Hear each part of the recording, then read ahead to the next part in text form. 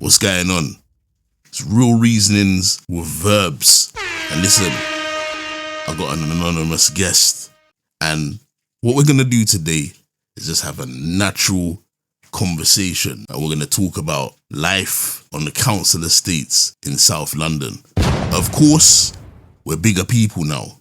But back in the day, it was crazy.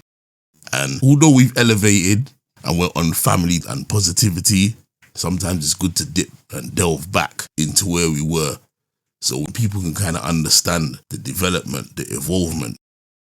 Without further ado, let me big up my anonymous friend of the pod. Wagwan. I'm here. Big up to you, man. Good to hear from you, man. Trust me. You know how long I've been trying to get you on this thing. I know, man. You know, life be life.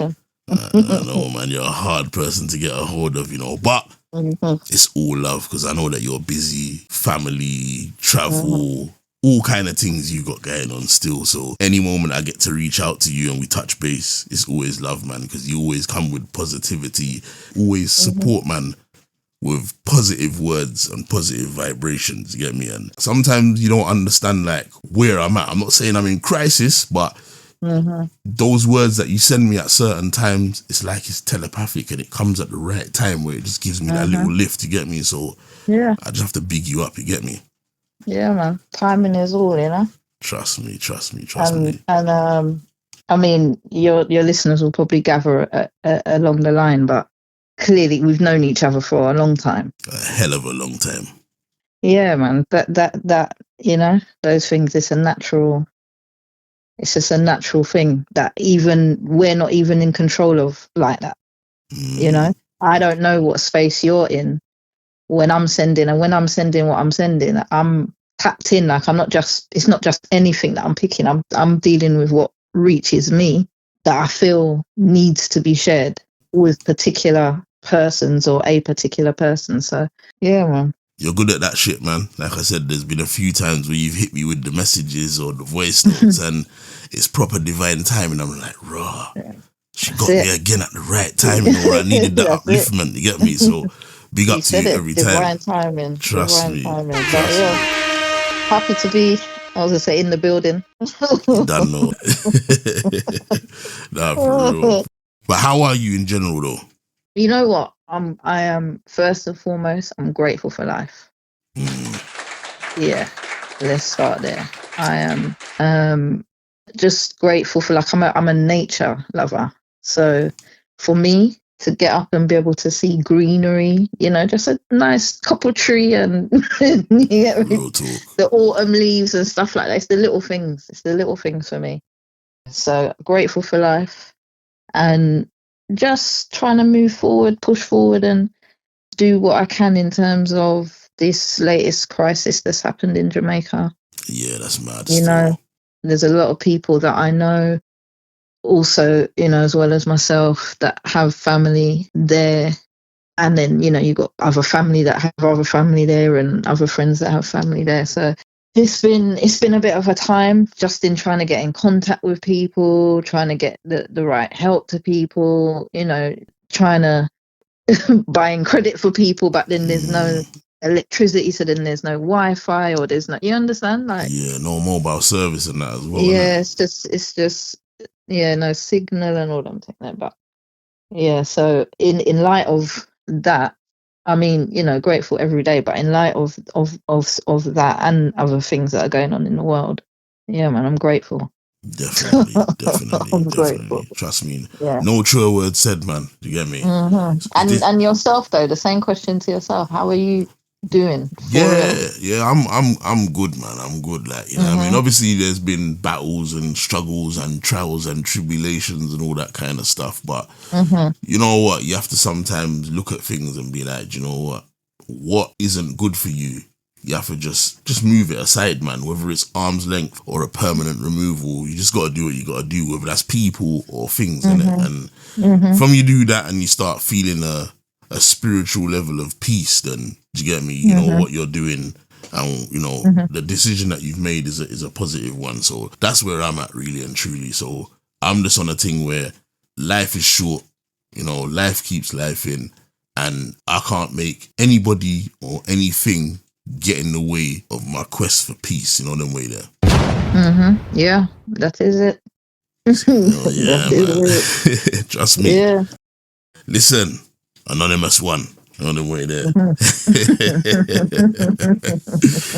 Yeah, man. You know what? Who want to hear this thing will tap in. And yeah, I just want to give them a little dosage of life on the South London Council estate, because we've both grown up there.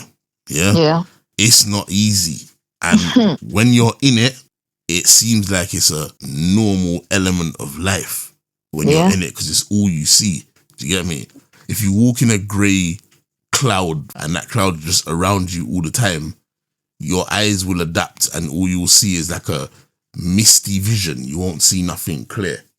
So you got nothing to aspire to in terms of a clear vision. But if that cloud one day moves, you'll realize, hold on a minute, I've been walking around for the past how many years with this cloud over me. Now it's gone. I see perfectly. I'm telling you. Do you get what I'm saying? So that's how we've grown up. Yeah, for sure. And when we discussed talking about this thing lightly, I thought of a couple of things. I actually made like a pros and cons list. I know you're always organised. And it's not even like a big list like that, but it's just certain things that I thought we should touch on. But I feel like let's start with the pros. Go ahead, man. Do your thing. You know what? This is real conversations with Verbz, and what I like to do, you know, a lot of pods have people who are famous, people who are brands, people who are well-known podcasters, content creators, musicians, all that stuff. They have them people on their pods when they're having conversations. And that's what brings them in the views. I'm a small platform, but my thing is I deal with real people on the ground, you get me? With real messages and real experiences. So when I have this segment going on, I like to sit back and let my guest take control and speak what they want to speak about. And I've had feedback from quite a few people that are good, seasoned in the podcasting. And they've said to me, see your platform, bro. I like the way you make people speak. You get me? So whatever you want to bring to the table, let's run with that, man. Yeah, do your thing. Go ahead. So my first pro when I think about living on a council estate or that council estate life is, it's community. Yes. Now, I haven't lived on a council estate for decades. Yeah. Now I'm really now I'm really checking it. It's wild because it doesn't seem so far away. Kind of in a way, but it is. Do you miss it though? So, no. Fair enough. But that's, just for loads of other reasons. But community, for me, in our time, particularly at our younger ages, I definitely experienced a sense of community. Okay. Definitely. I feel like it was dysfunctional. The community was dysfunctional. Yeah, but not. Because the drugs and some of the cons, the crime and the drugs and all of that was still happening. Yeah, I agree with your statement. All of that was still happening, but within that, there was a great sense of community than I would say I think there is now on some council estates, but I don't know because I'm not, as I said, I'm not on a council estate, nor have I been for a number of years. But just from the feel that I get from what I can see going on in society, it seems to me that there's less community feeling now. I feel like in our time, there was that, and without expect things like so we'll go back into the government, and this could go so many ways, but lack of resources has definitely always affected how these communities, these estates and everything run. But if you think back to the estate that you were on, perhaps, I bet you there was like a community centre or a youth centre or something, that you could access. Yeah, without a doubt. Do something for the community and stuff. those things are not there anymore. Facts. So that's where, again, like there's a breakdown, I think, in the community feel in these days and times. But yeah, for us, going back to it being a pro, I feel like we had a better sense of community. We knew who our neighbours were. We knew everybody who lived, on the landing or the strip or whichever, the block or whatever. For real. This one might sound mad. As a pro, I put safety. Okay. Now, I got a funny feeling you're gonna go in kind of deep here still. No, but like knowing what you know, that would probably sound wild, and because of the topic, it would probably sound wild. But as an offshoot of that feeling of community, there was also an element of safety. Things were still very dangerous, without a doubt. But because we were it was such our norm, there was still elements of safety, because for the most part, I don't know in your experience, but for me, most of the people to be most wary of might have been people that people that I knew quite well. Yeah. So therefore, there was an element of safety, because someone knows I'm associated with this person, so I'm not, everybody understands the hierarchy and everybody understands everyone's position. Real talk. So would you say then, like, us living on the council estate, we already knew, yeah? We grew up with people, all varieties of people, especially when it comes to the criminal underworld thing, innit? Yeah? Mm-hmm. And we grew up with people who were thieves, robbers, killers, I would even go as far as saying. And even though their names or their reputation rang bells and a lot of people may have been scared of them, because we lived in the same environment as them, you could get into a madness, or we rather could get into a bit of a situation where your safety could be compromised. And if any of those people that were the thieves, robbers, murderers, whatever, walked past and saw that you was in that situation, them same people would pull you out of it and make sure that you were safe. Yeah. And so, and therein lies that element of safety, which again, I don't know if that exists like that anymore. Because a lot of people are more to themselves. Yeah, it seems, they're not as involved. And I would say for a lot of us, we had a lot of age mates. So there was a lot of growing up with a lot of people. Yeah. If I don't know if I'm articulating that in the best way, but nah, man, you are, man. You're doing fine. Trust me. Yeah. So again, I just added an element of it felt like even if you didn't know everybody, you still kind of knew everybody through somebody else. There was some kind of link. So that presented an element of safety. And I'll give like a small example, being that I lived on a pretty big estate, and I knew that I could walk from one end to the other safely. And I knew that just because, or I felt that, and again, that was my norm anyway, but I felt that I knew somebody in every block at least. Yeah. You know what I'm saying? Oh, for real. So,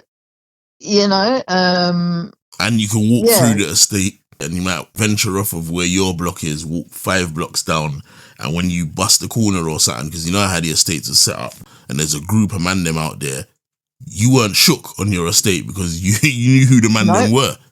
Yeah. one of the man them was probably my cousin, or one of the man them was from, do you know what I mean? This is it. So, so again, there was that element of safety, which, may sound wild to, I think perspective is everything, because for those people that were not in with or didn't know the people to be feared, that would have looked very different to them. Definitely. And, wouldn't have probably felt very safe. And my last pro is culture.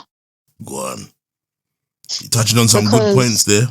In my experience and that of friends of mine who've lived on, you know that you end up, if you live on an estate, you probably live via school or whatever, and who live on other estates, so then you visit other estates and whatever, so and get their perspective also. But the culture, having different people living alongside you, in my case, I feel like there was a variety of families. Like, obviously, we had white families, we had Nigerian families, we had Irish family, like white Irish.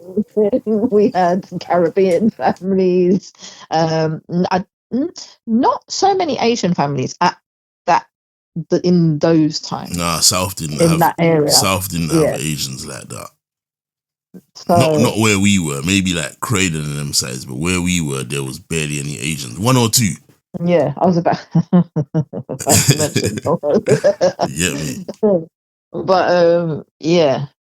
So within that, naturally, you get to absorb some other cultures, even if it's just what you hear through the walls or the smells that you smell in the corridor or through the wall. Do you understand? Yeah. In terms of food, and then if the household has got children and your age mates or whatever, and your parents get along, then now you've got access into somebody else's home and way of life and food, and you understand, like on a first hand basis. And I think for me personally, I really benefited from that. Yeah. It's Definitely a different made me time. it definitely made me a lot more well-rounded from a younger age. Yeah. So a lot more accepting of different cultures and different things, and then a lot more appreciative of those things also. Yeah. Without compromising your own culture as well. Yeah, for sure. And the fact is, it was a wonderful thing because actually you would see the integration also, a lot of, I would say, our culture in those other families. Definitely. So I definitely saw our culture, integrated and appreciated in the Irish families. I definitely saw that even in the Nigerian families. I definitely saw that. Do you understand? Like I saw it. So it was, that was nice because I feel like all of us benefited from that. And actually, I've seen it manifest in real time. Yeah. For certain people that you see doing certain things, and it's like culture. You weren't directly from that culture, but you've been around it enough and ingrained enough that you now know how to move accordingly, as does your counterpart who's from another culture. But it's all managed to mesh and blend so nicely and so well because you've grown together. Yeah, and for real. That in terms of council estate life, them things, because you inevitably go to the same schools and all of that stuff, so you do by default grow together. Definitely. Do you know what used to what I find what kind of puzzles me with culture, like multiculturalism, mixing with others and being influenced by other people. I always say this to people, and it's like people don't understand, but life changed, I think, come like when you got to the late 90s, where you had like the influences of Eminem and stuff. Because I remember a time when we was growing up on the estate, and you'd have white boys and white girls alongside us, that would hear reggae music. On our estate, summer's days and that, people would have their windows open and you'd hear reggae music blazing out from the window loud, or we'd have like a few man them on our estate that had sound systems and they would string up outside in the summer. Do you remember those days? Yeah. And like start playing, and everybody will be outside jamming and dancing to the music and congregating and stuff. And although you had like white people and different cultures of people around us, the white people appreciated our culture, but they didn't act like they were Jamaican. They didn't talk like they were Jamaican. No. They didn't talk like they were black. Do you remember that? Yeah. They dressed like they were white.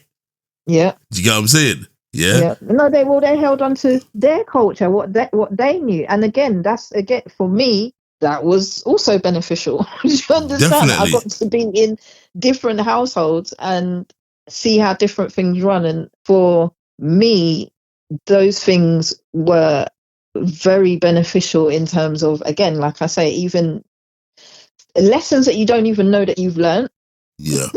Later on in life, something can come up and it's like, oh, I know this, or I know how to.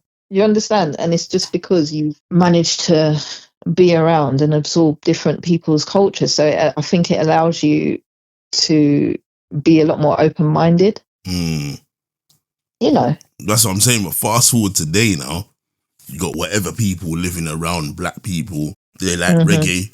The same as how they like reggae back in the day, but they'd play reggae and say, yeah, I love reggae, but they're not talking like a Jamaican or talking black or talking slang. They're talking Cockney, innit? Yeah. Now, you have these people talking black. Do you get me?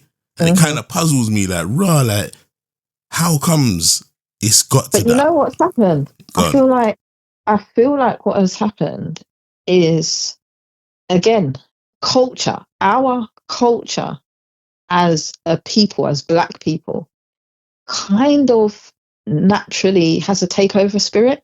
And it's not us doing it. It's just because, I guess, not it's so cool, but that's what it seems to be from those who don't have the same culture. It is cool. Let's be real. But that's why I'm saying to them, because that's why they cannot but help themselves. They cannot help themselves but to, latch on to, try to assimilate with, like, they cannot help it. And that comes from a lot. So the music is a big influence. When, the drill and all of that, everybody was able to start, things like Top Boy. You hear the kids in the schools. I mean, in areas near to where I live, there's lots of young, I would say mostly Caucasian children and Asian children. The suburbs. The language, no, but they sound like they are. They don't sound like they're from ends, but they sound like they are desperately trying to be from some end. And it's just like, what? Yeah, 100%. That's what I'm saying to you. That's what I'm saying. It's mad. You don't have to speak like that. But I think that they speak like that because your Central C's and your social media influence what's as the young well. fella's name? Yeah, all of that. And their friends, their peer groups, they want to be like the black boys in their class because they think it's cool. The black boys thing comes naturally. They are kind of forcing it, but then there's also the element of, if you think about it, if you move to another country at, I don't know, the age of 5, 6, and everybody speaks, obviously, the native tongue, whatever it is, by the time you're a teenager and beyond, may well sound, you're going to have an accent, at least. You're going to have picked up the language. No, I do hear that. You are right in that still. These kids that are spending, day in, day out, probably most of their time with their counterparts, and then also, like you said, social media and stuff, and the music, they're getting it. That's how they think they're supposed to speak. And I'm pretty sure there are a lot of horrified parents across the nation thinking, 100%. Why on earth does my child sound like that?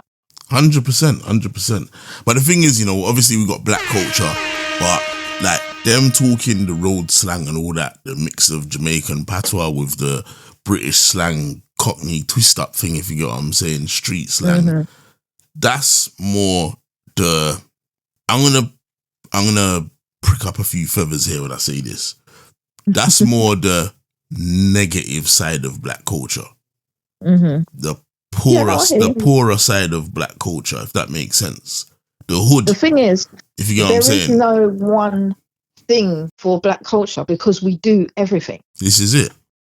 But I get what you're saying in terms of what is perceived as, this is black, like this is definitely black. Yeah, that's why I say that. But I'm just trying to put it out there because there'll be people listening that will think when they see a youth walking around with a balaclava and a Nike Tech tracksuit and Air Forces or Air Maxes and a Gucci bag, that's black culture. The little cross bag. Yeah, that's black culture. That's not all black culture has to offer. That's the And their then pants have to be sagging as well. yeah, all of Because that. otherwise, With tracksuit bottoms underneath and shorts and all that kind honestly, of. It's mad. But I'm saying that honestly, that's honestly, that's what I'm saying. ridiculous. Sometimes I see them and I say, honest, I actually have to say it to them, especially when they're going overboard. It's like, come on.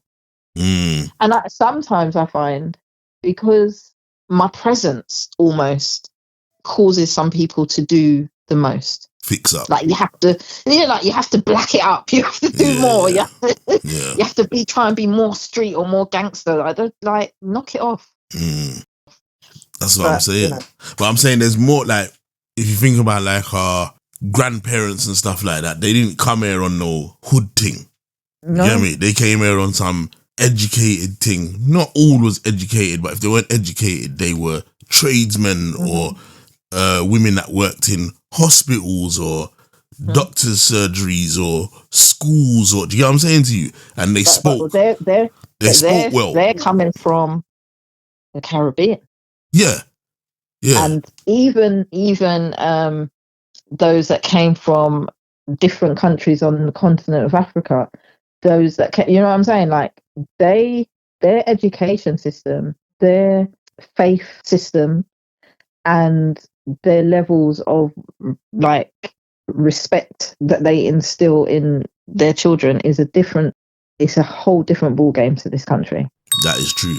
So certain elements of control, or not control, that's not the right word.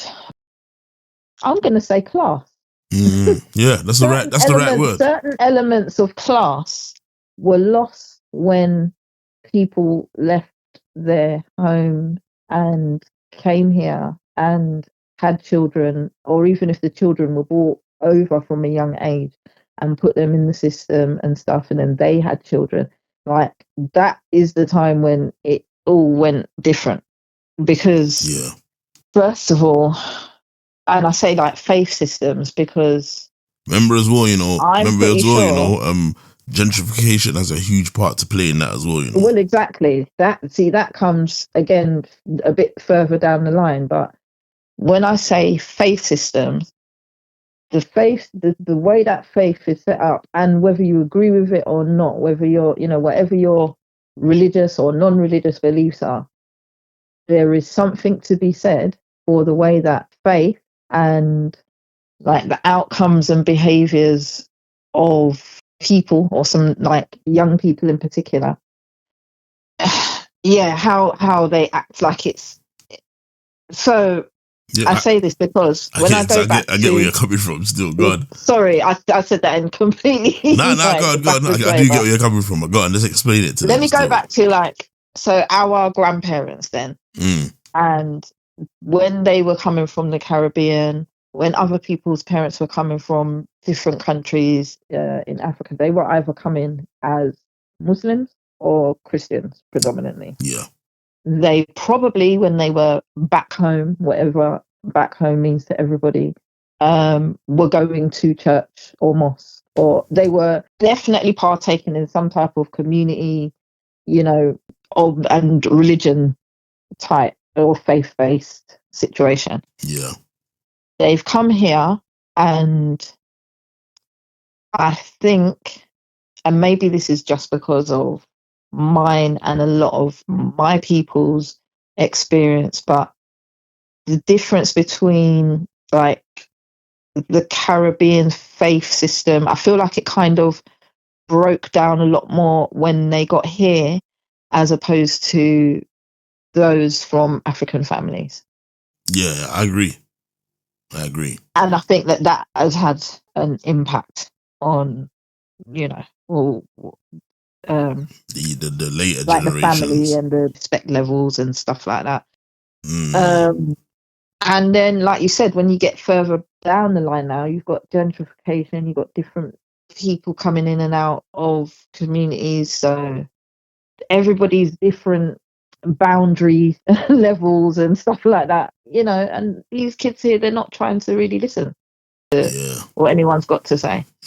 And I think that a lot of the way that, and I can't just blanket say white, a lot of the way that the English disciplined or didn't discipline their children, or what they were allowed to get away with, had influence on the children that grew around them.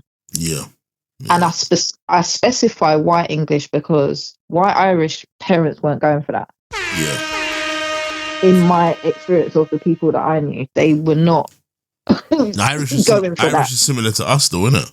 Yeah, I was about to say that they're, similar to, I might even say a bit more strict on certain things. Definitely. Like they were not going for it.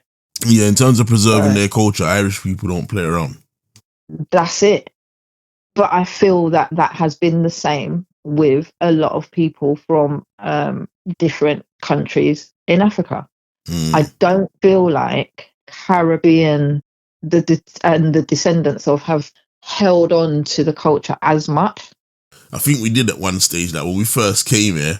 I think the generation when we first came, when our grandparents came here, then our parents, do you get me? But then by the time we come, I think we was kind of around our culture in Britain. With the Africans, I feel like the Africans was here and they captivated their culture in their homes, in their communities, in their churches. But remember, the Africans used to get negative attention, innit? They used to be cussed and ridiculed. All that bubble, African booty scratcher, Babatonian, all that kind of talk, if you get what I'm saying. They got cussed a lot. So I think they huddled together because the system pitted Caribbeans and Africans against each other. Do you get me? So when we was going to school, we were acting it out.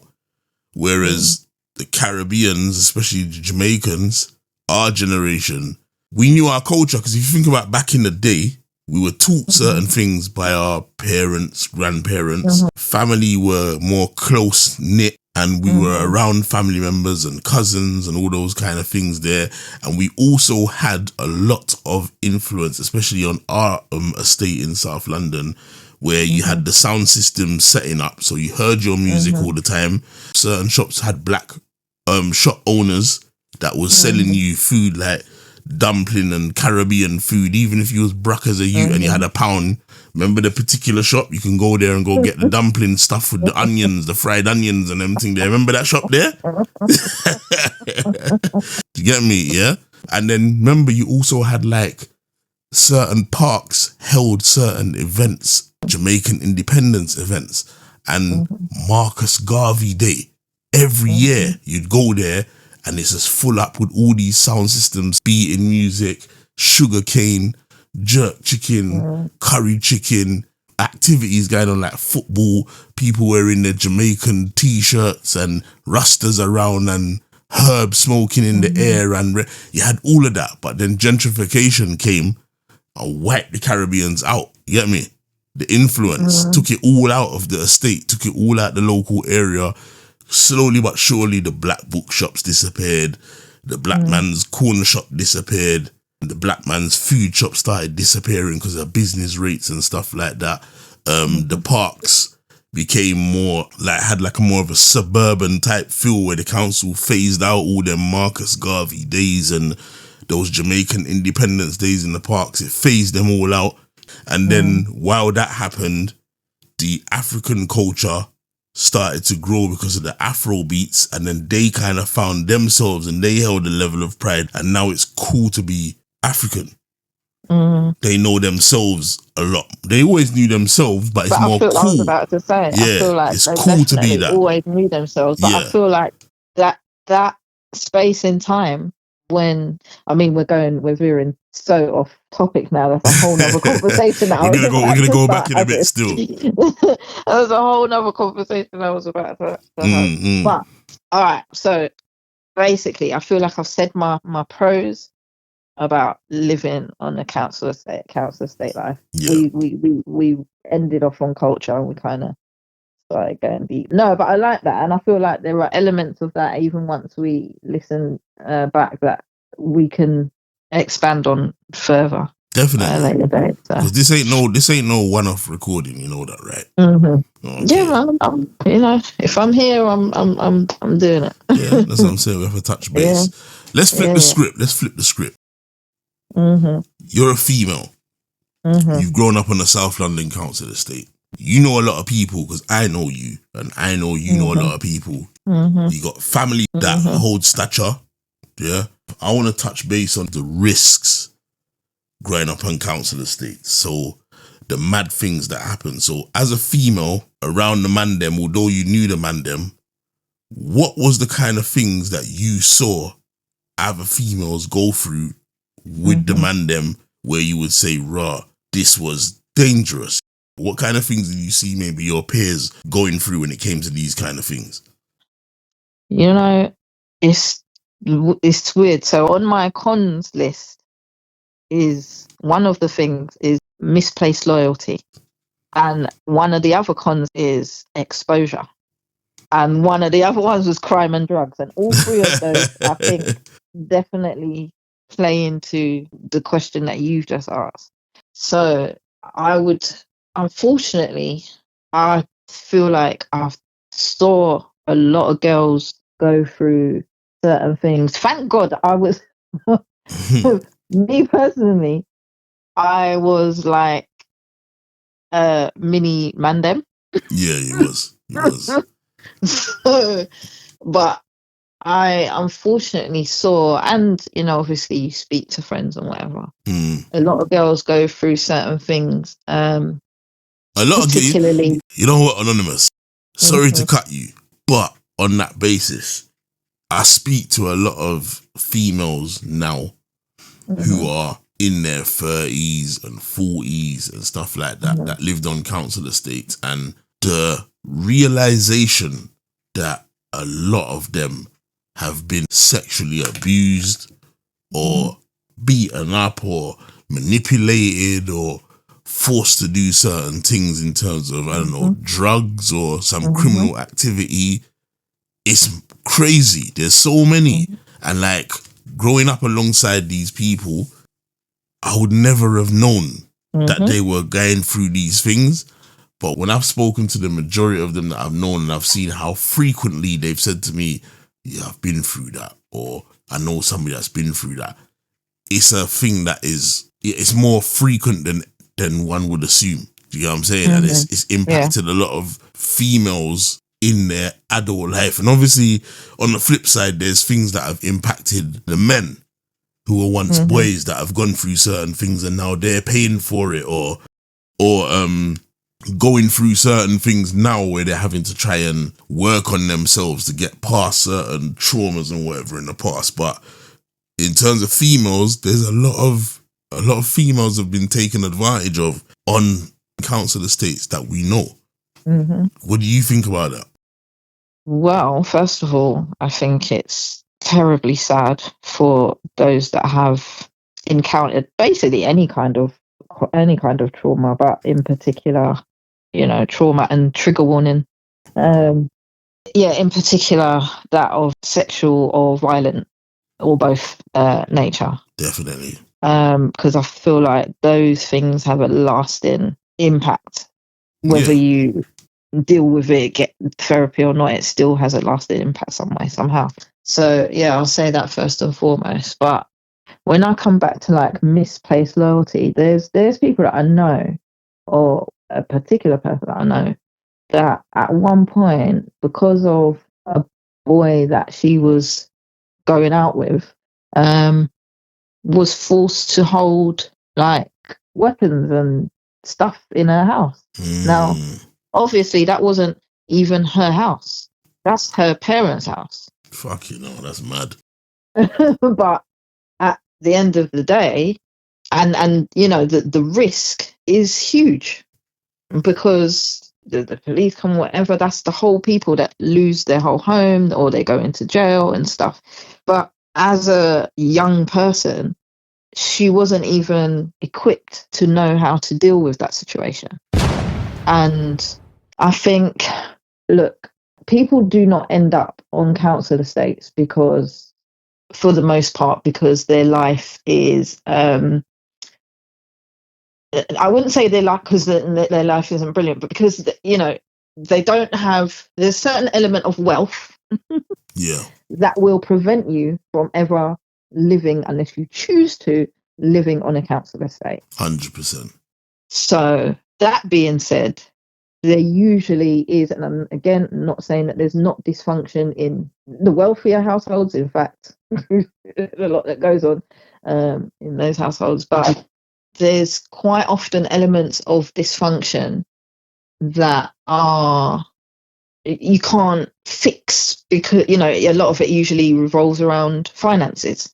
Yeah. Because like I said, no one, unless you really choose to, it's not your choice to, I'm going to live in a council estate. There are those people who've bought their properties there and stuff, but that's a bit different. Yeah, more than that, that's eventually usually, isn't it?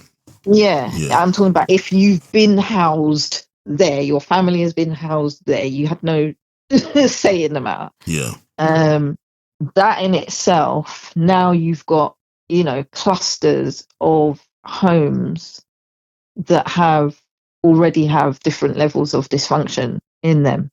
And now you're all in like this big melting pot of dysfunction. And so your family that's in your house, if your family that's in your house is moving mad in any type of way, if you don't have extended family, or even if you do, and they're moving mad, or you don't feel safe to go there, a lot of the time your next immediate family becomes your community, your immediate group around you. And in that kind of estate melting pot, you end up with a lot of and I won't even just say young girls, because young girls and boys who look to the elders or the bigger people, or the people that seem to have it going on the estate, and they look to them. And when they look to them, if those people's heart ain't, and I can't even say that their heart ain't clean, but if they're affected also, which they probably are, because if they're already doing skullduggery, now they're bringing, you understand, now they're bringing you in. And then it's just that repetitive, that cycle. They don't know no better, innit? So they're going to mislead you as well. Yeah, like it's that cycle. I mean, I know somebody and it just becomes like a mad cycle of destruction. I know somebody who's grew up with certain people, and over time it turned out that those certain people, like grew up from young. When those certain people got to, teenage ages or whatever, them same people ended up serving that person's parents crack. Yeah, that's mad. That's mad. So, but that's normal. But that's what I'm saying. In those type of environments, unfortunately, those things can become and be seen and perceived as the norm. If you can't get out of that, like, what does that breed? That then breeds what? A lot of, for those that get caught up in that, in the toxic elements of living in a, that council estate life. Yeah. What happens? Like, who do they become in society? You know what I'm saying? Because just because we're in one ends and we know the for want of a better word, the bad man of this ends, every end has a bad man. Definitely. So now you've got a whole bunch of flipping madman running around being actual menaces to society. You know what's mad, yeah? You said like about council estates, like you got people on there that come from dysfunction in their home, and they come out and they try to build links, even if it's unbeknowingly, with other people who are seen as extended family. Like, I was speaking to somebody not long ago, and I was like, when I thought about it and I deeped it, I said, like, you know what? I've grown up in a council estate, obviously, and council estates are mad when you think about it. And they were like, why'd you say that? And I'm like, because everybody on there, whether they're whatever culture they're from or whatever race they're from, they're in a position where they're housed there because they haven't really got the finances financial and the freedom to move around and that. Like, they got to work their way out of that situation. Once you work your way in a position where you're somewhat deemed as middle class or upper class, you either buy that home on the council estate or you move away and buy it elsewhere. And even if you buy it there, I mean, you're still the environment, I guess, is still the same, isn't it? yeah, but some people will buy, leave, and rent it out. Yes, and You rent know it what I'm out. saying? Yeah, Because that's true. especially if it's South London, it's a cash cow, innit? It's a stone throw from Central London. You got amenities, transport that will get you to Central London fast. So financially, you will earn, and that property will grow. Do you get me? Mm-hmm. But like, everybody comes from dysfunction, whatever culture or whatever they're from, and they're all hanging around together, and indirectly, unbeknowingly, they're kind of passing their dysfunction on to everybody, sharing their dysfunction, blood. Mm-hmm. Do you get me? Yeah. So you're partnering with people that might be your brethren, but they do things and say things and show you things and exploit you to things where you might look at it like that person's a bad breed there.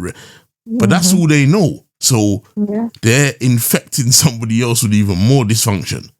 Yeah. I mean, I remember when I first heard, and again, because I was like a mini random, so I'd just be there, you know, like quiet and hear in the chat.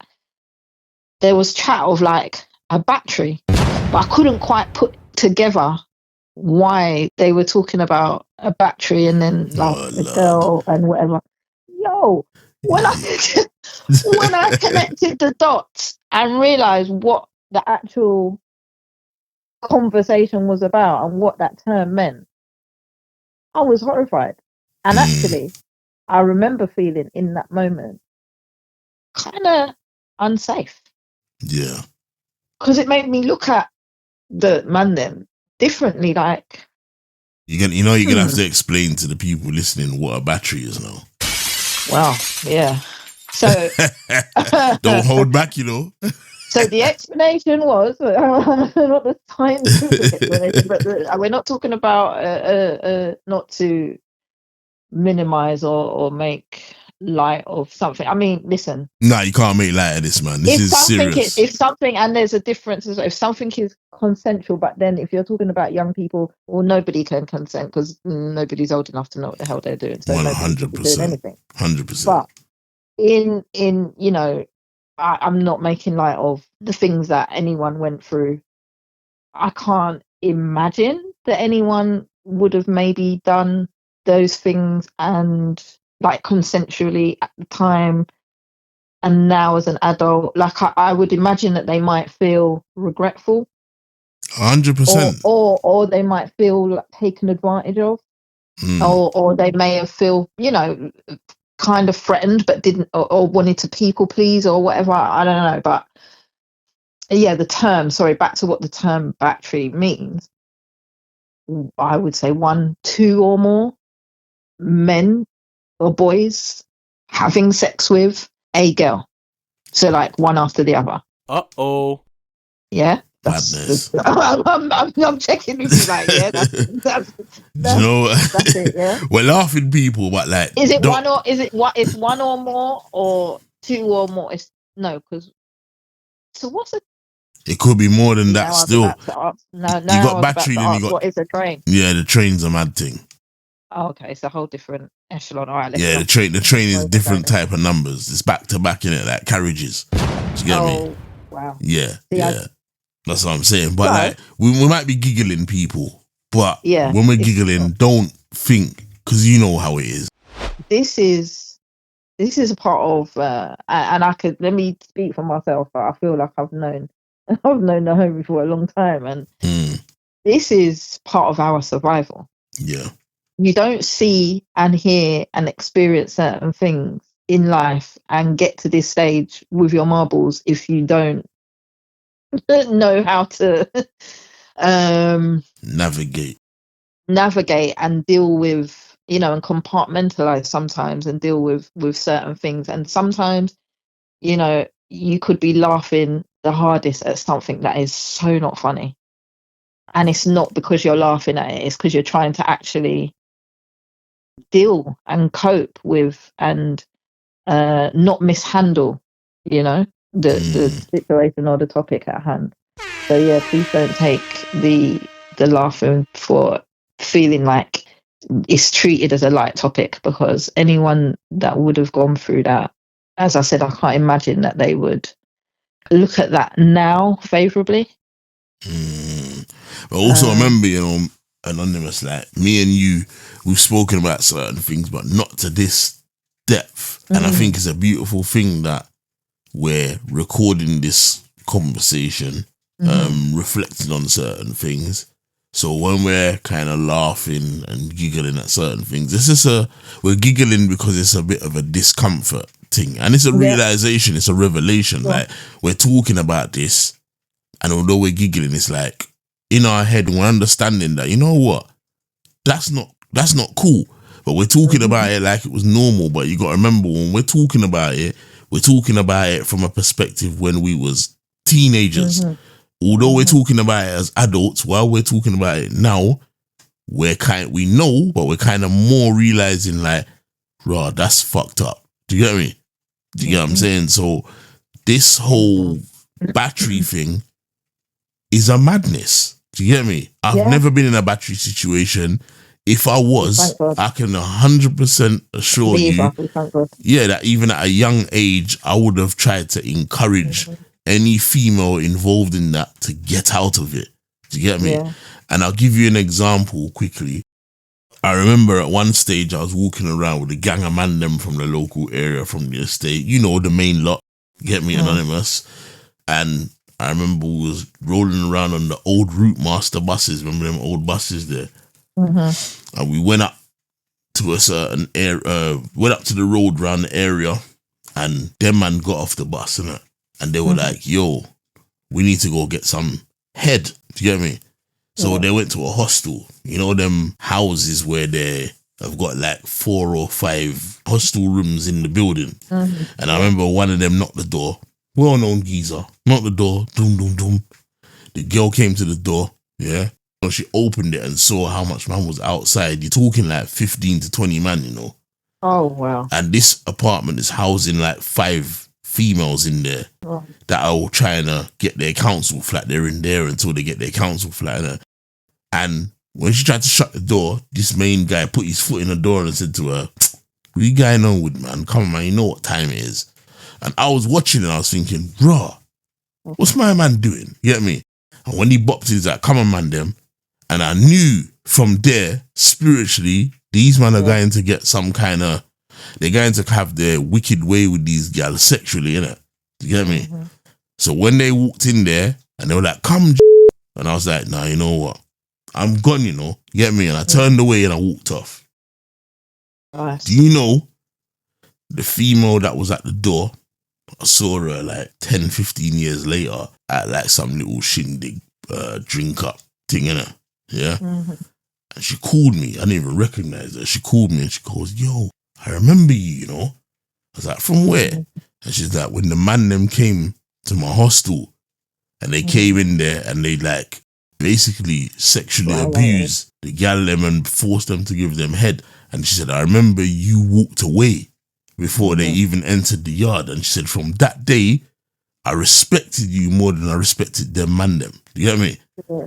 And it shows you, like, even though I was like, nah, I'm not into that. I was raised a certain way where don't force yourself upon females, innit? If it's not consensual, allow it. Do you get me?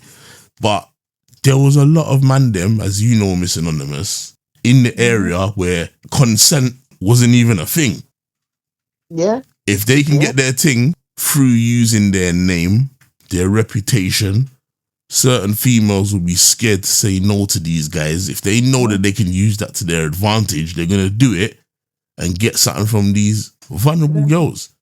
And it happened a lot. And it's a sad state of affairs, man, because when I'm speaking to women who are older, that was from that generation that went through that, this is the consequences they're paying. This is the mindset that they've developed. This is the regrets that they've got. This is the impact that they're now suffering based on what they went through back then. Yeah. Do you get me? You know what I was going to say? Because, like, when you think about it, all the less fortunate in society are in some kind of institution. And what I would say, like, let's start from children's homes to young offenders to prison to a mental hospital, Even like them alternative provision schools. Yeah, or to council estates. I would say that that's the most. It's not an institution, but let me not even say council estates. It's not even necessarily council estates. I would say, I guess it's a wealth. It goes back to, your economy, the economy, your personal finance. Yeah. Again, that kind of institutionalizes you in a certain way. Yeah, that's a whole different, deeper topic that I just thought about when thinking about. You're right, though. The type of people that live in these places. I was thinking about that because I was thinking about systematic. You're saying that things that young girls, and systematically vulnerable, innit? Right. Thinking about things that young girls go through. I've had some history of working with young people that have been, who've lived in children's homes and stuff like that. And again, even the vulnerability within those institutions. I've seen and reports and heard of big men pulling up to these places. It's mad. And again, it's a kind of, I don't know, just lifestyle, life cycle that is hard to come up out of. Again, one of the cons on the list with regarding the council estate life is crime and drugs. Yeah. So many people got to that vulnerable stage of seeking something else out a door, or getting caught up or being vulnerable out a door, because inside their parents may have been already caught up in crime or drugs or both. Facts.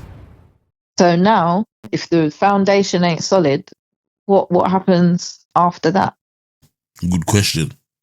So those, and then again, like you said, in a council estate, it's more than one household that's going on with those things. It's more than two households that's going on. Bury them. Sometimes it's the whole block.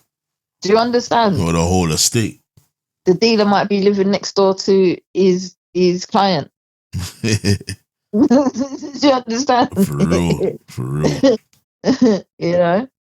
The mentality that seeing doors getting kicked off and hearing people shouting and screaming, it's like those things with that. And that, again, not saying you can't have that on, your residential streets, but it's just not. Let me put it this way.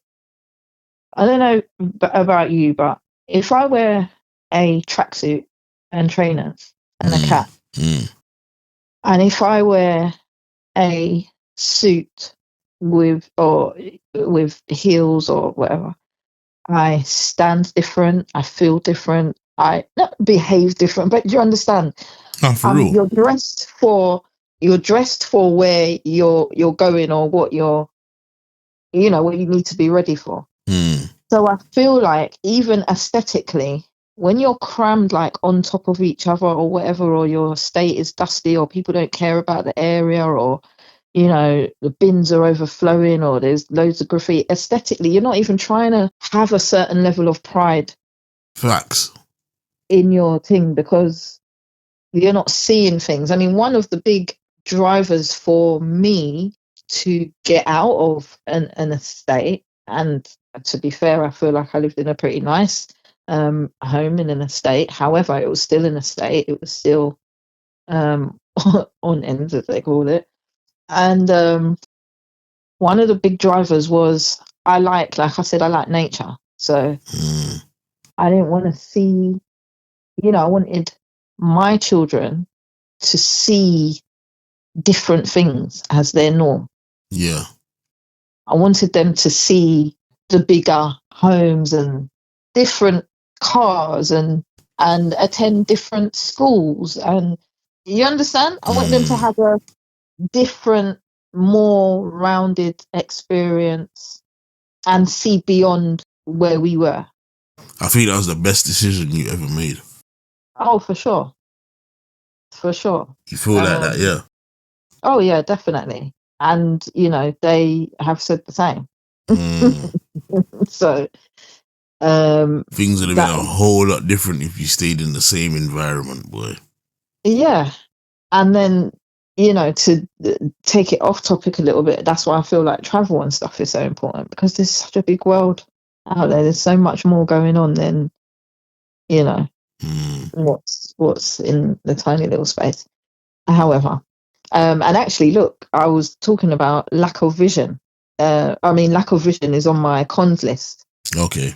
And I actually wrote, there's a world outside of ends. I actually wrote that. I didn't even look at it when I was talking about it. That's a big statement. It's the truth. Yeah. There is a world outside of ends, and there's occasion where I go back to, might go shopping or whatever, and sometimes I see some of the same faces, like just the same, like, and I wonder, like, I don't judge, but I'm just like, are you? Everyone's not the same, but for me, I don't know. I feel like it would just make me miserable to just stay one place, especially in a place that at times can feel so a little disorganized. Is what I want to say. Yeah. Or a little much. Like it's a lot going on. It's a lot to take in. It's a lot to be aware of. It's a lot to be wary of. It's just a lot, and I like quiet. I like peace. I like green. That's what I like. I feel like it's a lot more calming. Even the sounds, like, think of the psychology behind it being normal for you to hear sirens. Madness. That's what I'm saying. You're hitting some real pointers. Madness.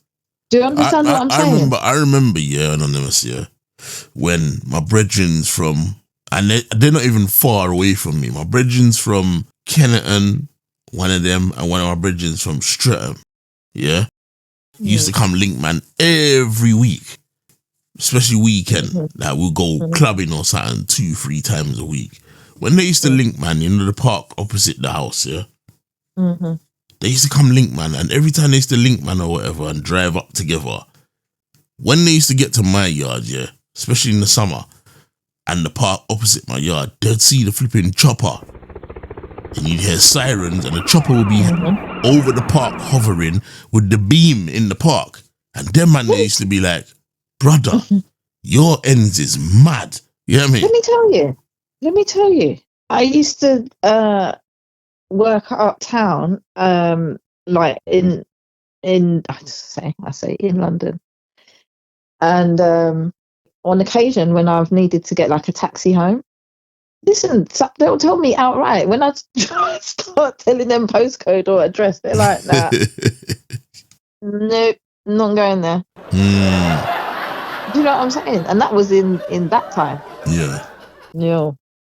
So I guess it's all different now. Remember, there was a stage where pizza man, taxi man, postman, all kinds of shit policeman would not come in our estate, Do you get me? I remember, if you called the cabman would be like, I'm not driving in there. Come out and meet me on the main road. You get me? That's how mad it was. Madness. Do you get me? But that when people are growing up with that as their norm, do you understand that immediately? I mean, even I remember the day that I was able to, even modifying like my address on my CV. Yeah. Because do you understand, like, things like that? It's just so again, a lot of people just by default can start at a disadvantage just based on their postcode. 100%. I went to a course one time and the people said that to me. They said that to me, your postcode can determine whether you get a job or not. It can lower or heighten your chances. If you come from certain areas where it's disprivileged and you put that postcode on your CV, you won't get the job depending on. So it's best you just kind of like our estate, when I used to apply for jobs, I used to leave out the estate name. Mm-hmm. Just put the road. Yeah. You get me? Same. It's mad.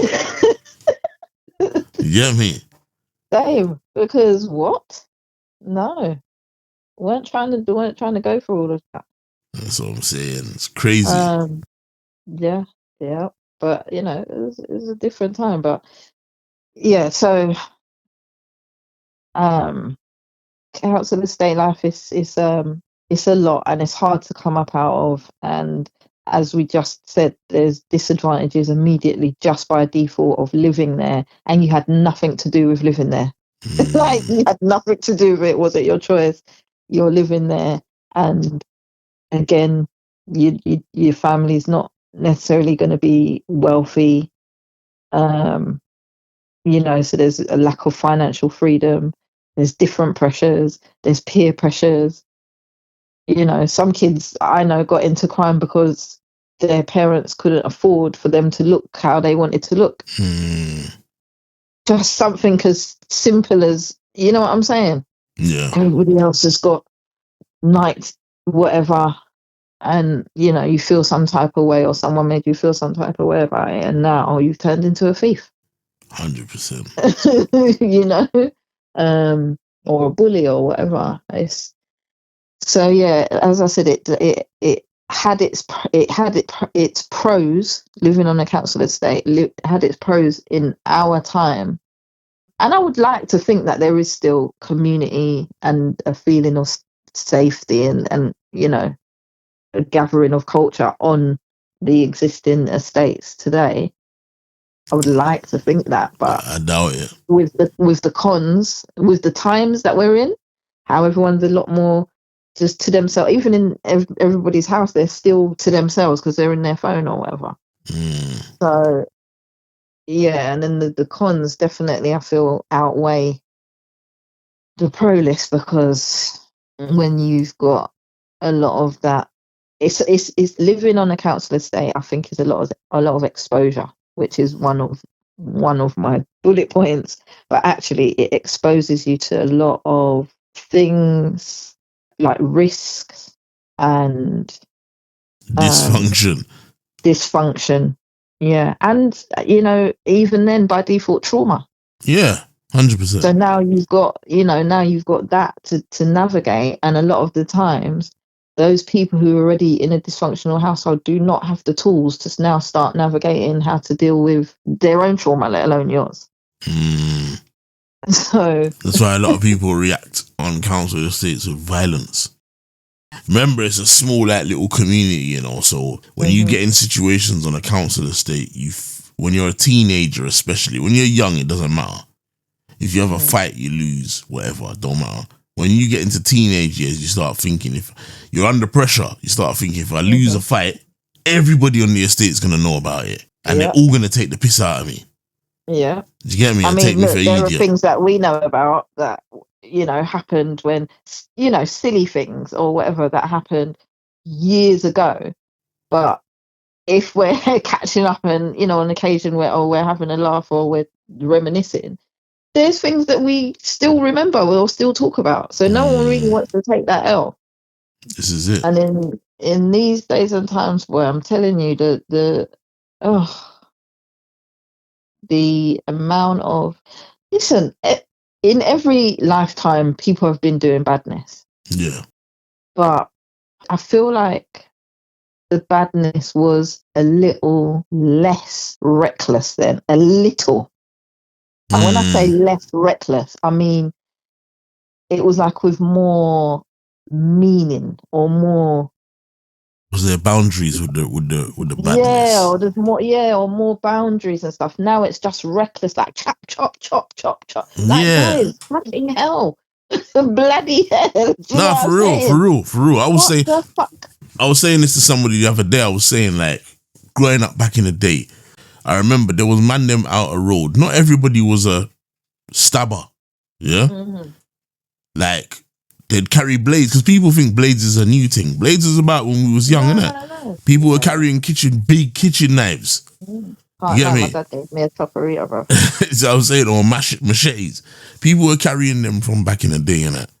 And people that were stabbers that was rolling around in groups and gangs, well-known gangs, or had a reputation that was a stabber, yeah. I remember, like, I could get into an altercation with somebody who's a stabber. Real talk, yeah.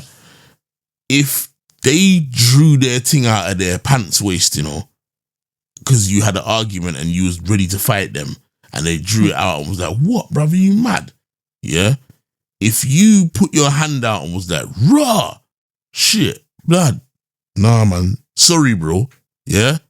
If you were submissive, no matter how bad they were, tell me if you think the same, Anonymous. No matter how bad that stabber was, you know, if you put your hand up and was like, "Raw, sorry, man, nah, I don't want that. I'm not into that." They will look at you, slide the thing back in their pants waist and be like, "You're a pussy, yo. You're a pussy, yo," and walk off. Now, they will still in you when you're begging. Straight chinging. Yeah. Like, it's absolutely, and this is why I say it was a bit less reckless. Do you understand? Like, it was a bit less just. Yeah, I think that's community as well, because I think, like, you see back in the day, if somebody was a stabber and they somebody and it went around that, "Raw, you know, my man took my man." Because of the relation, the respect, because I don't care what nobody says, there was blatantly when we was growing up, although it was the wild, wild west, there was that respect between younger you to older man or older woman. An old woman, you could be on a bus carrying on with foolishness, and an old Jamaican woman or Caribbean woman could stand up and be like, "Oh, no, shut up your mouth." And you shut them out. You know what I mean? Yeah. So if a man that was in his, let's just say 2022, took out a knife and juked up, like, or was going to juke up a, I don't know, 18-year-old or something like that. If the community found out or whatever, them people would think like, "Nah, I don't really want that kind of that kind of reputation behind me for doing that to a younger buck or whatever." Yeah. Do you get what I'm saying? They'd kind of think of the older people are going to kind of tell me, "Right, what are you doing?" And they'd feel shame. Now, the older youth don't talk to the younger youths like that. So the younger youths are not held accountable. Do you get me? Do you know what? I also think that a lot of families, like extended families or families, were moved into like the same or surrounding estates. Yeah. And I feel like because of gentrification and all kinds of other things, families have been separated more. 100%. You know what I mean? People have grown up. I mean, me, for instance, I guess if I'd stayed local, if everybody had stayed local, then we'd all be still local and our kids would be local, etc., etc. But you grow up and you know, move out. So now those family clusters are not there anymore. That's very true. Is that not, let me poke your brain a little bit, is that not elevation and the quest to try and break generational curses within your family? Because if you've grown up in a certain environment, although, like, say for instance, me, you, we've had a few cousins, you got cousins on your side on your estate, I got cousins on my side, uncles, whatever not, and we all got clusters and we've all grown up together, there's going to come a point where one of us is going to be like, I didn't really like growing up on the estate myself. Although it was normal at the time, when I think about it properly and break things down, man went through bare trauma. I got PTSD over certain situations. This shit shouldn't have been normal. Let me move, because I'm having my children now, and bring them up in a different environment because I don't want them to go through what I went through. Isn't that elevation of trying to break family generational curses why people would move away from that environment? Yeah, but I mean, the thing is, if you've got strong family ties to the area and you are financially able to move out of the council estate, you may choose to still buy within the area. True. So it may not be the area that you're going to leave because your family is still there. Is it just the estate that is the problem? Let me ask you a question, because you left the estate and you went to the subs, yeah? Yep. When you go back to the estate, do you feel nostalgia? Do you feel like I'm home? Well, yes and no. No, because it's actually pretty changed up. Yeah. So to even stand in certain places is an impossibility. Also, as with probably most places, devastating things have happened in and around that area. So yeah, so no, like I don't feel like I'm home. But then there's that element of familiarity. Yeah, no, I don't know, man. I don't know what it is. I'm not saying that. Shot. You see certain, because remember, this has been from young to mid-20s. Did you understand? So that's actually a good portion. Good portion of your life. Of my life. But I don't know, I don't feel like when I see you back on the ends, I don't feel like you feel, I could be wrong, but I don't feel like you feel like you're attached to it at all. I feel like you actually feel like you're a visitor. No, I'm not attached. I definitely feel like a visitor, but I mean, again, some of that is because it's kind of changed. But yeah, I feel the same. I feel the same. Yeah, but I don't feel attached to it in any way. It's just the familiarity. Like the other day, I went into not the other day. It was a good few months ago, but I went to an event thing, and it was in a building that I've been in before, but it was completely like changed. And yeah, but I didn't feel. I just enjoyed the event. I didn't feel like I'm home. Yeah. You know, big up them and the freedom and them free. I don't know names of anyone, but you know what I'm saying. You're joking, free. I didn't feel the need to start throwing signs up or doing anything. So no, and no, I don't feel attached to it. I actually feel pretty removed from it, and that's okay with me. Like, now, when you go back home from going in ends, you must feel like I'm home. I mean, the home conversation is a whole different situation. Because for me, home is where the sun is pretty much always shining. Okay. But I mean, UK wise. But yeah, UK wise, yeah. Yeah. You go back to ends, you must feel like when you park up outside your yard and you get your key out and you get out of the car, you must feel like I'm home. Whereas when you're visiting our estate where we grew up in, you're there, but you don't feel like you're home. No. Yeah, I feel the same. Yeah, no. And there's still people, I mean, there's still people that live, for me, that live local. Yeah. So I have need to go there. In fact, of late, I've had, in the last few years, I've had more need to go there than normal. But it still doesn't feel, it's not really the feeling. I am actually looking forward to getting home when I am there. Because it feels so far from home. I'm like, oh my God, I've got that long ass drive. Yeah, I agree. I absolutely agree. And even the people that are still there, although I respect them and whatever or not, I kind of feel like, no disrespect, I'm going to be honest with you, I look at them and I feel like you're stuck. But I feel like everyone's circumstances, like I get that element, but everyone's circumstance is different. For some people, that is, I'm home. 100%. Do you understand? So if that's all they've known or they're comfortable with, or like I said, they got family and friend ties, then why would they feel the need to be anywhere else? But my thing, you're right. I completely agree with you. But my thing is that I feel like, all right, when I was on the ends on the estate, still in like my early 20s, and I remember I met like a woman in Streatham, yeah? Mm. And I went to go and live over there, Streathamville, yeah? Mm. I went to go and live over there with her for about a year.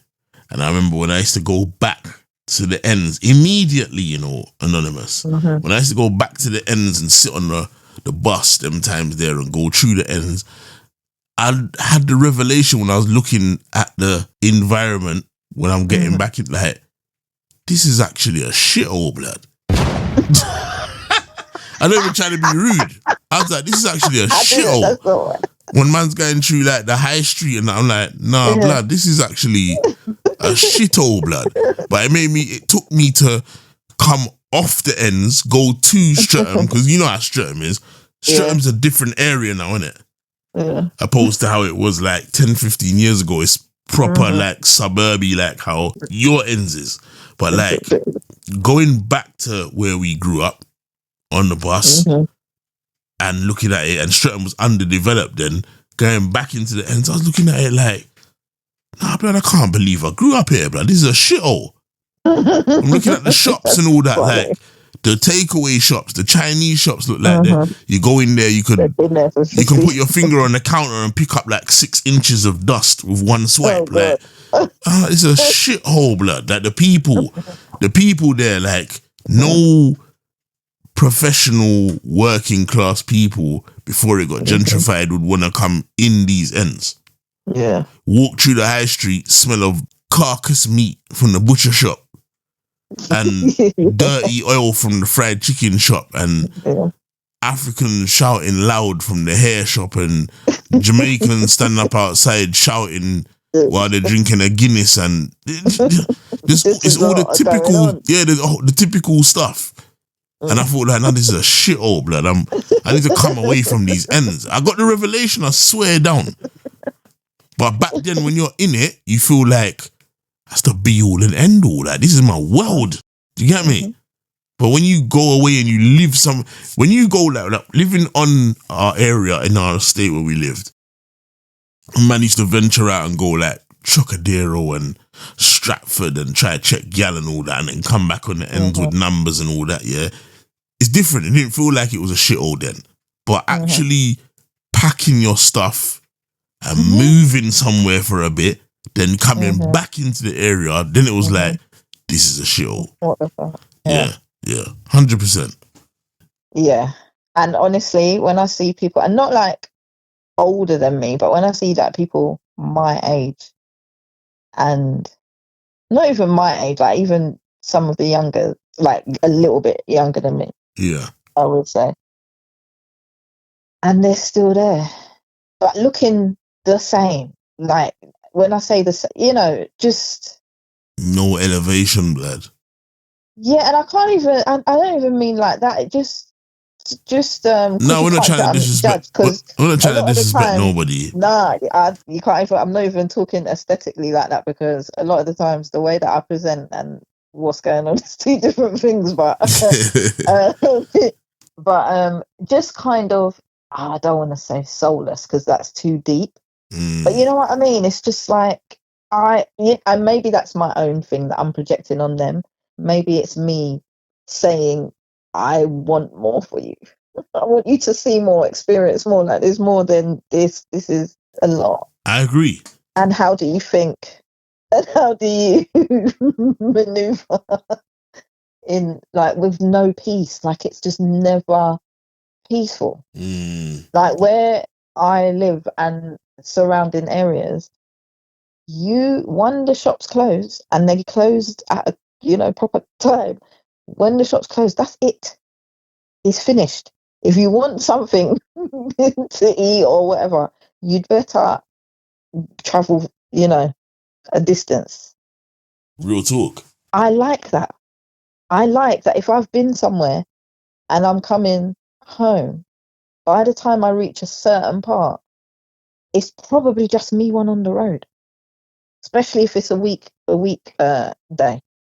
You know what I'm saying? There's not really anyone on the road like that. Do you know why? Because everyone's like more sort of scheduled or organized, and it's just quiet. Like nobody needs to be out on the street at this time. But also, if the shops were open, there would be people out. It would be a place for other people to want to hang out, or if they want to sell drugs, or if they want to meet up or whatever, if there are shops open. So again, it's to do with what your area allows. It's socio-economic. That's true. You're right. Do you understand? Things that you can't control, because I'm pretty sure that a lot of the people that live on ends or in estates or whatever, they could do with wanting a bit more quiet, a bit more peace, a bit more not having to hear, two different people, the people upstairs and the people next door, or even two doors down, are both playing loud music. Now I can hear both of it and I can't hear my TV. That's true. Very Or well whatever said. the case may be. Do you understand? You're trying to study and stuff, so it's not a brilliant environment for all that. Whereas for people who can place themselves in more peaceful environments, their kids get to be able to study a bit easier, maybe, or they've got less chance of being caught up, because there's nothing for them on the road at whatever time. There's no chance for them to go to the shop at whatever clock, because there is no shop that's open. That's true. Tranquility and peace of mind, isn't it? You understand? Things like how many betting shops are in your local area, how many off-license, how many places can you access the things that make people become addicted to stuff or act a fool? Not many. However, and I will say this, not all that glitters is gold. And coming from where I've come from and coming to the area that I'm in now, I've come to find through sources that this here area, it has a very high drug intake. Yeah, of course. Suburbs, isn't it? Suburbs, all people. all the different types of drugs as well. Not even just, like maybe ends, you might say weed and I don't know is crack still the big? Yeah, that's still out there. It's still out there, but is that like the predominant? Because I know that meth was doing a number at one point, but I don't know if that and brown, isn't it? And the heroin. Yeah. I can believe they're still doing heroin. That sounds so green. It's just not my world. So, I'd like to be informed, but I guess why be informed about stuff like that? I don't, you know what I mean? Like, it's not, I don't know the ins and outs of it, of what the big drugs are, but in this area, I'm thinking people are on, and I'm saying like prescription drugs. I've heard of the meth thing. I don't think I've heard of anyone being in.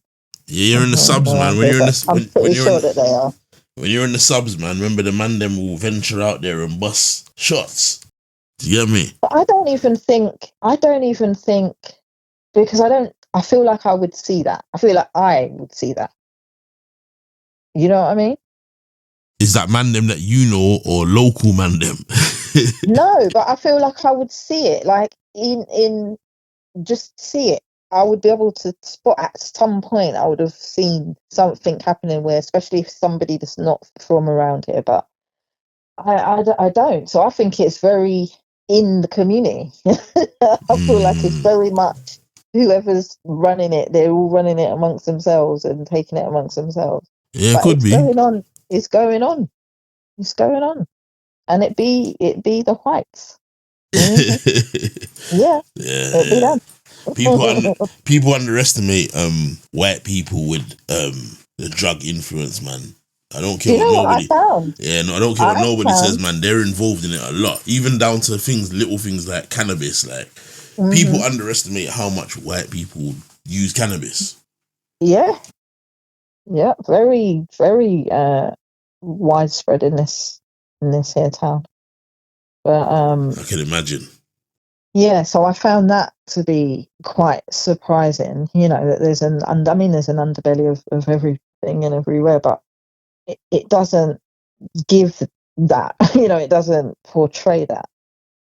but that's because it's also very mixed with wealth. And so, but wealthy people take food too, man. Oh yeah, but what I'm saying is they are going to still uphold a certain level of aesthetic because they're functioning.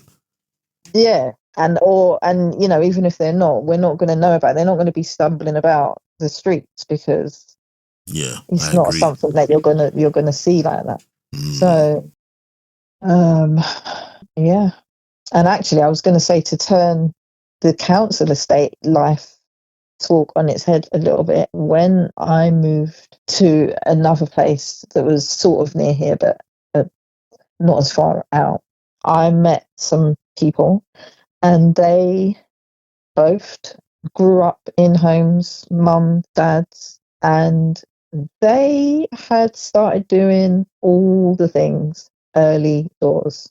Yeah, there's a myth that it's just single parent family kids of single parent families that get involved in foolishness. But I can say that I've seen so much, man. I've seen like people whose kids go private school that are influenced by foolishness. I've seen people who come from wealthy areas that dabble in drugs. Like at one time I met a girl when I was younger, and this girl had pearls and a fur coat, blood. Imagine that. Like, and her family come from like they were from South London. Her family was involved in like Crystal Palace Football Club, so there was coaches and, do you get me, assistant managers and all kinds of stuff. And like, I remember I met her, I went to her yard, and her yard was crisp, fur coat, pearls, high heels, very glamorous. When I saw her, I thought, she's pretty, but I ain't getting this. When she asked me for the number, I was like, what?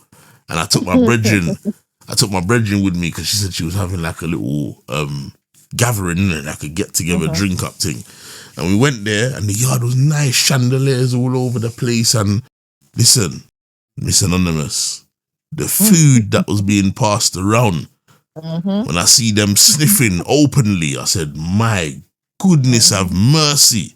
And it opened my eyes, blood. Even though these people are loaded, they sniff. Did you get me? I've got brethren who know feds. They've gone to events where there's bare feds there, gone in the toilet. The whole of the fed man, them are sniffing lines. Madness. Yeah. And right now, a lot of them people are searching for their nose middle because they sniffed it away. For real. What thing then? Some Daniela Westbrook thing, blood. There you go. This is it. This is it. You know what I mean? So, let me ask you a question, because it's getting a bit late. I don't want to hold you up too much because we're getting near the 2-hour mark, you know. You get me? Oh, wow. Yeah, that's how much we've been. You see how time flies when you're having good conversation. Yeah, for sure. You get me? Sure. But what do you think in terms of, because the earlier point that you raised was community, yeah? What do you think in terms of the modern generation? Do you think the fact that community is not readily available anymore, it's been phased out, do you think that the modern generation is suffering from the fact that they don't have that community input, that village mentality of adults around them who will support them or hold them accountable or look out for them or encourage them or advise them? Do you think that this modern generation, they would thrive if they had the community like what we grew up in? Would they thrive in? I mean, when you say the community that we grew up in, I know there was dysfunction in our team. We had community, which, as I said, it was a pro, but on the backdrop of where it was and what it was, it just wasn't enough for a lot of folks. It wasn't enough. Do you know, I think that I don't want to be a pessimist. Say how you feel, regardless. But I think it's too late. I feel like social media and that whole thing is like access, and they're not even in the world enough to, like, it's got to be something. there's got to be so much to pull them away from wanting to just be in their phones or influenced by other things besides come to the youth club and, you know, perhaps indulge in like a skill or whatever, engage in a skill, you know, or an activity, or just chill. You know what I mean? Get away from your house for an hour or two. Things like that. But there needs to be more, I don't know, maybe if it was like more interactive, so it makes them use their phones or some type of app or whatever, I don't know. Because the thing with Enjoyment. community, I feel like obviously you had adults that was kind of governing the community thing with us, innit? But then you also had like the adults' children. So we'd go to the youth centres. A particular adult or a group of adults would be running the youth centres, but their children would be around and be our age range, where we'd be hanging around with them and we'd be socialising and all that. We'd be out there exploring, whether it's climbing trees, playing football, throwing conkers, knock down ginger, whatever it is you were doing. You would go out your house as soon as you'd ask to go out. As soon as you'd go out, you were knocking for your peers. That's an element of community, because you know the adults in your area's children. Those adults knew your mum, your dad, your uncles, whoever. There was a connection. Do you get me? Yeah.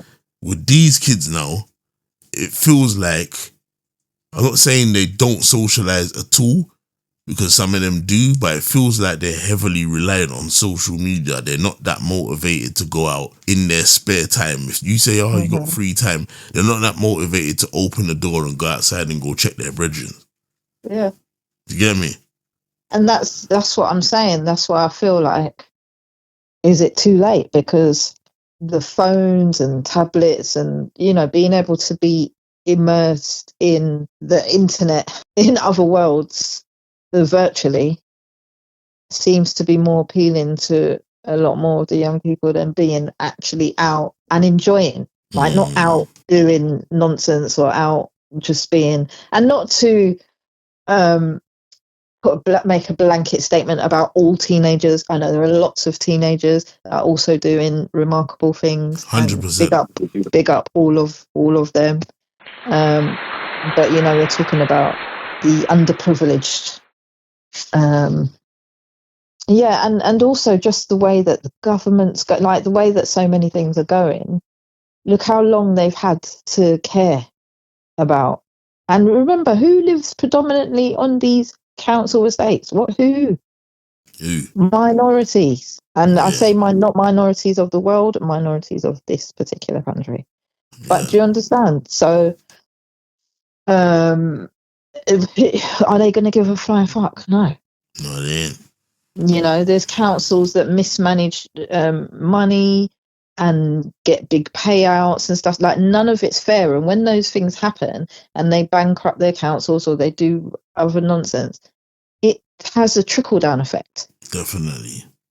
And who suffers? The people at the bottom. And those are going to be the most vulnerable in society. Very well said. I agree, absolutely. Which is crazy. But this is where we're at in life. This is it. But I really enjoyed this conversation, actually. I can't believe that we've nearly gone for 2 hours. Time flies, you know. Yeah. Trust me. That's what I was looking at. I was thinking to myself, you're going to talk and you're not going to realise how fast time flies. Yeah. I thought I wouldn't have anything to say, but, you know, seem to be babbling on quite a lot there. You flowed well. You flowed well. You get me? You know what I mean? But we're going to do another one. You get me? But people, listen, you heard what I got on. We talked about the South London council estate experience. It's probably the same for the council estate experience everywhere else in the rest of London or the rest of the UK. But as we've discovered, there's a lot of dysfunction. There's a lot of madness that goes on. When you're embroiled in it at the time growing up, it seems like it's normal. But as you get older, you understand that, you know what?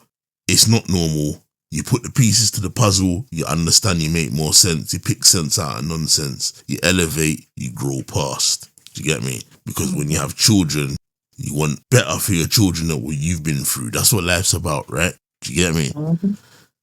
So on that note, my people, Real conversations with Verbz. We're coming to a close, and I want to big up Miss Anonymous for her input, the wisdom, the knowledge, how she navigated her thing, especially on her first recording, is mad. Big up to you, Anonymous. You know the way there. Well, thank you. I appreciate it. You done know, Miss Anonymous. Listen, people, big up. We're going to come to a close, and we'll see you next time. You get me? You done know. Big up yourself. We out, man.